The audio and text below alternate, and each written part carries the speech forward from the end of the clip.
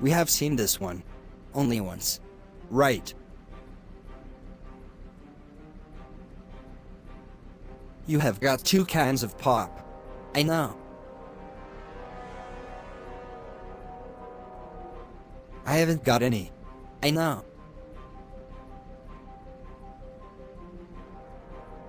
Do you want to give me one of them?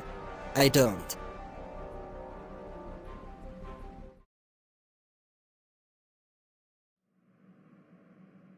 Today, I'm going to talk about friendship. This is a complicated subject for even most neurotypical, so-called ordinary people. So it is not hard to imagine that friendship as such can be extremely difficult for neuroatypical autistic people. The main attributes that distinguish people on the spectrum from the rest of society are impaired communication, limited social skills, and the different, more simplified black and white ways they see the world. But let's start with the word itself by definition.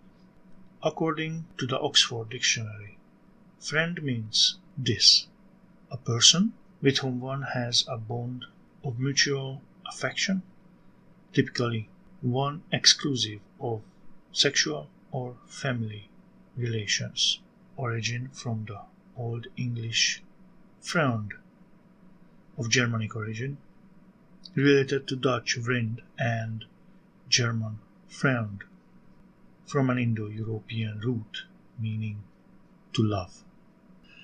That is clear enough, right? Now here is where it gets complicated. I'm still quoting the dictionary. Used as a polite form of address or in ironic reference, an acquaintance or a stranger one comes across. One's close relatives. A person who supports a cause, organization, or country by giving financial or other help. A person who is not an enemy or opponent, an ally. A familiar or helpful thing. A contact on a social networking website. So for a neuroatypical person like myself, so many variants of a single item can be confusing by default. With practice, time, help, notes, templates, and cognitive control, it can result in a clearer understanding based on a situation in life.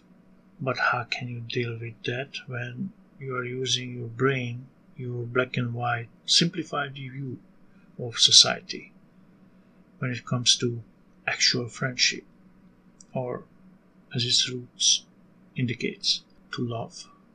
I will go into more detail and dissect these things in my following videos, but right now, the way I see friendship, it is a nearly impossible task for us on the spectrum. A good ability to communicate is one of the main components of a good friendship, which I already fail right at the start line. Then there are the common interests, another thing that is hard to find in another person, especially when my interests, like regularly reading the Oxford Dictionary, is not something you can find in every corner. Forming that bond that needs to be there for a solid and meaningful relationship is probably one of the biggest challenges autistic people have to face. So how would I define friendship? Honestly, I still don't know or understand the concept fully because, see, I do have 2 terrific long-time friends for nearly 20 years now. One in North America and one in Europe.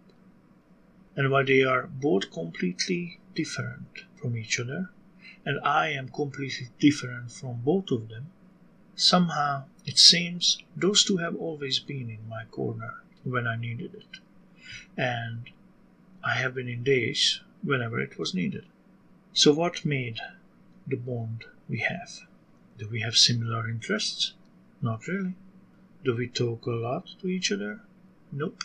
Do we live near to each other? Not at all. We have not seen each other in person for over a decade. Yet, we are great friends.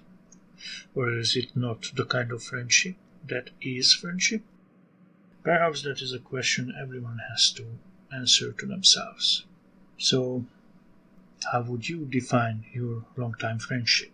If you are on the spectrum, please tell me about it in the comment section. Cheers for now.